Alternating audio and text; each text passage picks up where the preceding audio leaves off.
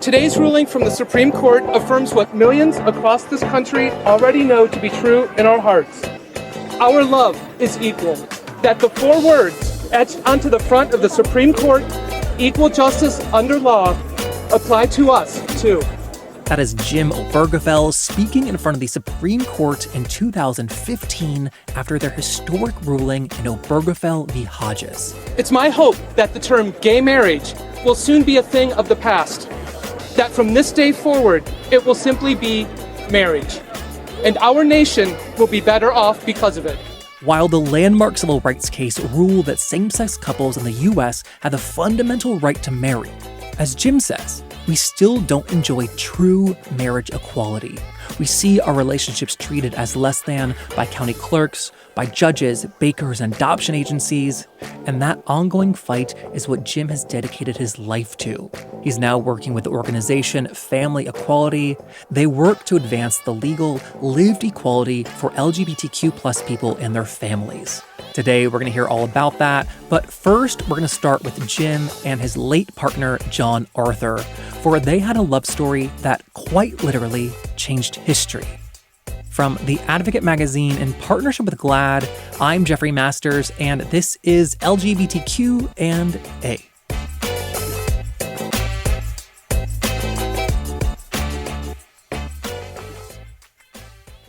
I want to start by going back before your life was radically changed at the Supreme Court.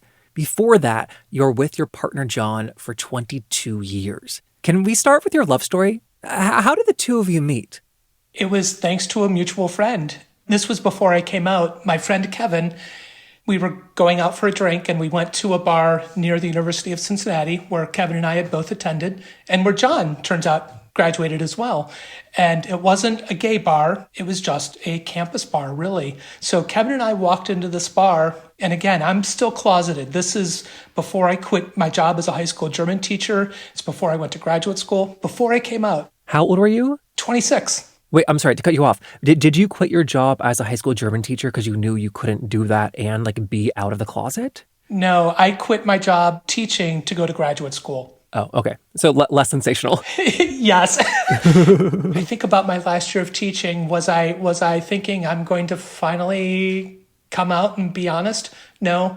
But I'm sure in the back of my mind that was playing into it. So anyway, Kevin and I went out. We walked into this bar, and sitting at the bar was this tall blonde man. And Kevin said, "Oh, that's my friend John." And he introduced us. And John scared the daylights out of me because he was out. He was so comfortable in who he was, so comfortable in being an out gay man, that I thought for certain he's going to call me out. He's going to see right through my I'm straight lie, and I'm really frightened about this. A couple months later, I'd come out. I was back in Cincinnati from graduate school, and Kevin and I went out again. We went back to that same bar, and guess who was still sitting at that bar again, drinking a gin and tonic? John. So we met the second time. And it was during that conversation, at one point, John said, "Well, Jim, you'd never go out with someone like me." And I have no idea where I came up with the courage or the wit to respond the way I did. "How do you know? You've never asked." And he still didn't. So that was number 2. Number 3 was over the holidays. John, at this point, had a house, and he had lots of housemates, and Kevin was one of his housemates. So they were having a New Year's Eve party, and Kevin invited me to that party. So I went to the party, there was John, and I never left. So John and I like to say it wasn't love at first sight, it was love at third sight. Oh, wow. Okay, so that makes me reevaluate some dates I've gone on, and I'm definitely going to send a few texts right after this. But seriously, in the mythology of your relationship with John, it says that he gave you a diamond ring about 7 weeks into your relationship. Was the implication there that this is a commitment ring, or was it purely a gift? I think it was both. I don't really remember if he presented it as kind of a commitment, but by that point, we had pretty open conversations because relatively quickly I told him I wanted us to be a couple after that New Year's Eve party, and he kept trying to talk me out of it, saying, "Jim, I'm a mess. I've dated a lot of men, and it's never ended well." And I just refused to be dissuaded. I said, "That was other people. I don't care. Let's do this. Let's date. Let's be a couple." So whether or not he actually said this ring symbolizes our commitment. I think that was a very big part of it. And so eventually he gets ALS and you're caring for him. And the two of you decide to get legally married. Although you're in Ohio at the time and it's not legal in Ohio. So you flew to Maryland, get married. And that is when the issue of the eventual death certificate comes up. Did that come up so quickly because John was sick? I guess the short answer is yes. When we decided to get married, well, when I spontaneously proposed was on June 26, 2013, when the Supreme Court released their decision in United States versus Windsor, when they struck down the Defense of Marriage Act. It was this realization, here's what we've been waiting for, the opportunity to get married and actually have it carry legal weight, for it to be recognized, at least by the federal government. We knew Ohio wouldn't recognize it. So we decided, yes, let's do this. Let's get married. And as you mentioned, we chartered a medical jet and flew to Baltimore, where we got married inside that jet, parked on the tarmac. We got married on Thursday. On Saturday, that came out online, that story, and then it was in the Sunday print edition. But what happened on Saturday, friends of ours were at a party where they ran into their friend, Al Gerhardstein, a local civil rights attorney, and they told him about us and about our story. And Al actually ditched the party. He didn't even tell his wife he left, but he went home into his office and started rifling through his documents. And then through our mutual friends, he reached out to ask if we'd be willing to meet. So we met him 5 days after we got married, and that's when he pulled out a blank Ohio death certificate and said, do you guys get it? This will be wrong when John dies. John would be listed as unmarried. So you are one person filing one lawsuit to affect your one life. At what point did you realize, or were you told that it had the potential to be something bigger? I'm certain Al, our attorney, said from the start or close to the start that, depending on how this goes, it has the ability. But to be honest, when John and I filed the suit and started the fight, we were so focused on each other. I mean, to be honest, my life at that point barely existed outside the walls of the room where John's bed was. So on a very logical, rational basis, I knew in the back of my head, well, we're filing this in federal district court and Supreme Court could be, but I really didn't think about that a whole lot because I was so focused on still taking care of John and spending my time and worrying about focusing on my time with him. I was much more worried about that than thinking about the big picture. How much was he aware of what was going on with the legal battles? Oh, he was fully aware. That's one of the things with ALS. Your mind isn't affected. It's your body. So that's good and bad. One, I still had the incredible wit and charm of John. As much as he could express as his ability to speak kept being impacted. But he was fully John. But the bad side of that is every day as he lost more and more abilities, he was fully aware of it. So he knew exactly what we were doing. And in fact, after we first met Al and he asked if we wanted to do something, in essence, file a lawsuit, John and I talked about it and we both agreed, yes, we want to fight for our marriage. But John was really clear. He said, Jim, I think this is the right thing to do. I think we should do it. But you have to realize it's all on your shoulders because I can't do anything. He was completely bedridden at that point. And he did die a few months later. On top of everything going on, you've lost your husband, your partner of 22 years. Did you feel like you were able to mourn for him in that relationship during all this? On one hand, yes. One of the great things about the fight continuing after John passed away, and he passed away 3 months to the day we won our first hearing in federal district court. When it really became busy, when the Supreme Court accepted it and my life started to really change completely. But honestly, for me, the better part, the much more effective way to heal was I got to talk about John every single day. I got to talk about how much I loved him, what a great person he was, what an impact he had on me, and why our marriage, why our relationship was worth fighting for. So that helped me with my grieving. I really feel lucky that I had that opportunity. And so from the filing of that first court case to the Supreme Court, it was about a 2-year process. I guess I'm trying to beat around the bush, but just point blank, a long legal process is expensive. Who paid for this? Our attorney, Al Gerhardstein, number one, an absolutely amazing man. He's been fighting for civil rights for more than 4 decades and just a kind person as well. So he made it easy to consider this and to say yes. From the start, I'm not sure if it's everything that he does, but at least our case was done pro bono. He said, I will represent you and John, and when we win, I will submit a bill to the courts for reimbursement of all of my expenses, which is what happened. He actually got to submit everything to the state of Ohio, and the state of Ohio had to pay those legal bills. Wow.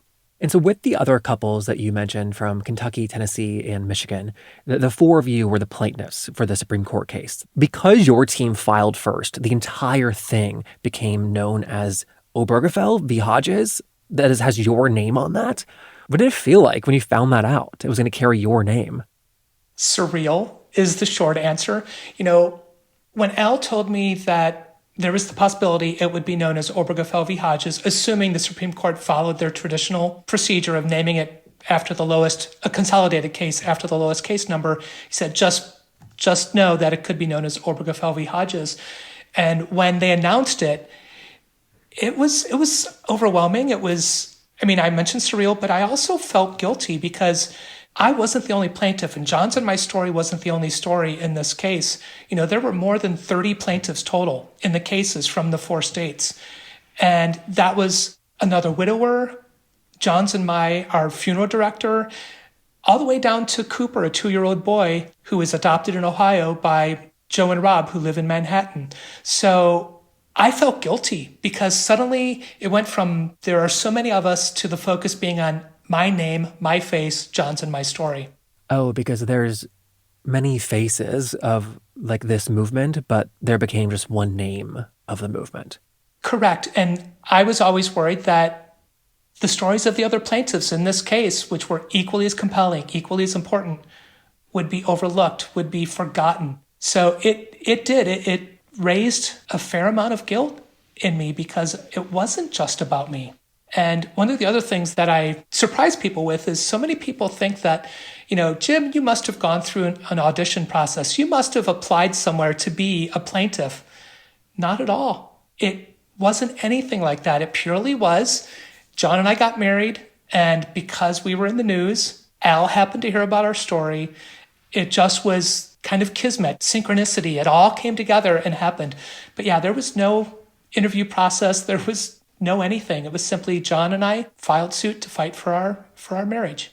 There was this belief at the time that what you were doing with your case was a mistake, that it was too early to bring a case like this to the Supreme Court because they were not going to rule in your favor and it was going to set back the entire movement. Was that something that you were hearing a lot of? I did not, but Al certainly did get that pushback. After we filed our case and won, he started hearing from national organizations saying, Al, drop this case. This is not the right case. This case does not fit meaning those organizations, does not fit our strategy for winning marriage equality. Drop it. And Al, every single time he got that pushback, he said, no. My job as John and Jim's attorney is to fight for their rights, to fight on their behalf. I will not drop this. It is the right case for them. And he eventually won everyone over to his side. But there was a significant amount of pushback that he experienced. Did I ever experience that firsthand? No. Al was really good about keeping me involved, keeping John and me involved when we needed to, but also weeding out the things we didn't need to worry about, especially when John was still alive. And so about 3 months later, the ruling comes out and you're there. You hear it read out. How did that feel to be there and hear that? Sitting in that courtroom, listening to Justice Kennedy read his decision, when he started reading the summary, my initial reaction was, great, we won. And he kept reading, and I'm not an attorney, so legal writing isn't always the clearest. And I found myself wondering, well, did we win? I'm really not sure. But as he continued on, it really just hit me. Yeah, we did win. And I burst into tears. People around the courtroom were crying. Al, our attorney, was there in the courtroom as well, and he told me later he has never seen so many attorneys crying in a courtroom. And of course, not surprising, my first thought was, John, I wish you were here. I wish you could experience this. I wish you could know that our marriage will exist for good. Ohio can never erase it. But then it hit me that for the first time in my life as an out gay man, I felt like an equal American. And that was such a powerful realization, such a powerful feeling to have sitting in the highest court in our country. I imagine it's not dissimilar to the post-wedding depression that newly married couples feel. Like everything was leading up to this one big day and now it's over and it's like, okay, now what do we do? No, I can honestly say I don't think I ever felt that. And by that point, I knew this decision before it came out. If the decision went the way we wanted, hoped, and expected it to go, then I knew my life was going to be crazy going forward. And even that day when that decision came out, going out onto the plaza in front of the courthouse, to read a statement to the press, then to do interviews, to get a phone call from President Obama, there was certainly no letdown, no depression that followed that decision because my life changed so drastically. And most importantly, I just kept running into people across the country who would stop me on the street or in an airplane to shake my hand, to thank me, to hug me, to show me photos of someone they love or of their marriage, of their partner, their significant other. It still is a gift every single time that happens. Any depression post-decision came about from the people who weren't happy with that decision. Let's say Kim Davis, everything, with the fight for religious freedom, to refuse service to the LGBTQ plus community in a business open to the public, to give healthcare providers, doctors, the ability to say, no, I will not care for you because your identity, the person you are, the fact that you're LGBTQ plus offends my vaguely defined but deeply held religious beliefs. And that is what most of your work today revolves around. You said that despite, winning this court case, that we still do not enjoy full marriage equality. Can you explain that for people? Absolutely. Across our country, we have the right to get married. We have that constitutional right. But we don't actually enjoy marriage equality because, as I mentioned, Kim Davis, you have public officials who are there, who are supposed to serve every single person in their state who refuse to do that, who won't issue a marriage license or who won't perform that ceremony in the courtroom because it happens to be LGBTQ plus people. You have businesses like Masterpiece Bake Shop who don't want to bake a cake for a same-sex couple. The Bostock decision. You had a funeral home where the owner of the funeral home decided that Amy Stevens, that she did not deserve to have her job and she could be willy-nilly fired because she didn't fit the owner's idea of what a man or a woman is. There are all of these ways that our marriages are not equal. I'm here in Ohio. We still don't have statewide non-discrimination protections. So even with Bostock, even with all of the wins we've had, a couple can get married on Saturday and on Monday, they could lose their job. They could be evicted from their apartment. Just all of these ways that people like to say, no, your marriage isn't the same and we don't respect it and we don't think it deserves what other marriages get. And so passing marriage equality, as we did in 2015, it was, step one. It was not all steps in the fight. Correct. And that was even one of the things shortly after marriage equality. I think it was Empire State Equality, which was a statewide equality organization in New York, announced that they were closing shop because we're done. We're equal. And even then I thought, how on earth can you say that? Yes, marriage was this enormous step forward, this great thing that we now have. But even back then, we weren't equal in so many other ways. So marriage was fantastic, but it certainly did end our fight. Well, my fear is that we're going to end up Similar to when you got married in 2013, there are 13 states that had marriage equality, and so you flew to another state to have your marriage and then flew back to Ohio. I fear that we're going to have this patchwork of different states with drastically different protections in each of them. This extends to beyond just LGBTQ clauses. We can see a very similar thing happening right now with abortion, where it's effectively illegal in some states and legal in others. That's my fear for our immediate future. Oh, I agree with you 100%. That was part of our argument. This is unworkable to say you have these rights, you have these protections here, but as soon as you cross a border, they're gone. That isn't workable. To be honest, I'm still stunned that the Supreme Court ruled the way they did on Bostock. Bostock was the one that for LGBTQ employment discrimination. Correct, saying that it's no different than discriminating on the basis of sex. That gave me hope. The Supreme Court has changed since that decision with the addition of Amy Coney Barrett, and she certainly is not our friend. But I'm not as despondent over our rights at the Supreme Court as I might have been at one point. Maybe I'm being foolish in that, but we'll see. Well, we have enough pessimism, so it's okay to hear, like 5% of hope. Yes. One of the things I have a hard time squaring away is that marriage equality passed for many different reasons, but one of them is that it affected the entire community, every single letter, and we rallied behind it. But when it comes to these other issues that only affect, certain subsets of the LGBT community, we seem to be less invested. And I don't see us rallying around one cause anymore right now. You're right. There isn't really one cause when I think about our community and what we're vocal about currently. And this is related, but it's also one of my pet peeves with the LGBTQ plus community. I look at it this way. If I'm demanding equal rights, civil rights for me as a gay man, then I better damn well be demanding those same things for every other member of the LGBTQ plus community.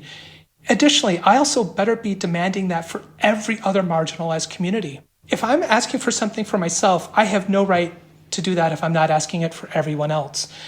That's one of the things that I just get frustrated about within our community, and just the transphobia and the racism within the LGBTQ plus community. Offensive, harmful, hurtful, and I wish we as a community could stop that. Your case, up until 2020, the ruling about employment discrimination, your case was the largest conferral of rights for LGBTQ people in U.S. history. And I think for me, the most shocking part now is that just a few years later, it seems so unextraordinary to be gay and to be able to get married. And that change has happened so quickly. Do you feel that way too? Oh, absolutely. But you know what? I also think about my remarks following the decision in front of the Supreme Court. It was along the lines of, one day, this will no longer be known as gay marriage or same-sex marriage. It is just simply marriage. And that's what's happening. How many hundreds of thousands of couples have gotten married since June 26, 2015? I love it. And the great thing about that is every time a couple says I do, it's having an impact in their family, in their friends, in their community. And it's just that constant reinforcement that our marriage, our love is no different than any other. It's becoming just part of everyday life, as it should be. And that's why people ask me all the time, are you worried about the Supreme Court overturning marriage equality? And my response, again, is informed by people much smarter than I am, especially around the Supreme Court. But I say, no, I'm not worried about Obergefell v. Hodges being overturned. I'm worried about the fact that we still don't have marriage equality. But Obergefell v. Hodges, I don't believe will be overturned because of those hundreds of thousands of marriages. And the fact that gay marriage, same-sex marriage, really has become just marriage. Can you imagine the mess it would create if the Supreme Court said, no, we're overturning that? And the Supreme Court typically also doesn't take away rights that were previously affirmed by the court. That's what I focus on. And I love that same-sex marriage has just become marriage. It's the way it should be. I mean, it's just funny that these historic decisions, the veil of history makes it seem like they're hundreds and hundreds of years old. And the man talking to me now should be in his 90s. Sometimes I feel that way. Same. And yet you are in your 50s. This whole thing started because you were in love. Do you have desires to be in another relationship now? I'm open to it. And a big part of why is, especially the last year of John's life, he would tell me directly, or, that we had friends or family members who would come and visit and give me a break so I could go for a walk, whatever. And almost without exception, when I came back, that friend or family member would say, John asked me to remind you and to tell you again that when he's gone, he wants you to love again. So I'm open to it just because I would love someone in my life, but it's also because I feel like I have to be open to it because John asked me to. If you want to learn more about Jim and his work, you can also see him in the new Netflix docuseries hosted by Will Smith that's called Amend and is streaming on Netflix right now.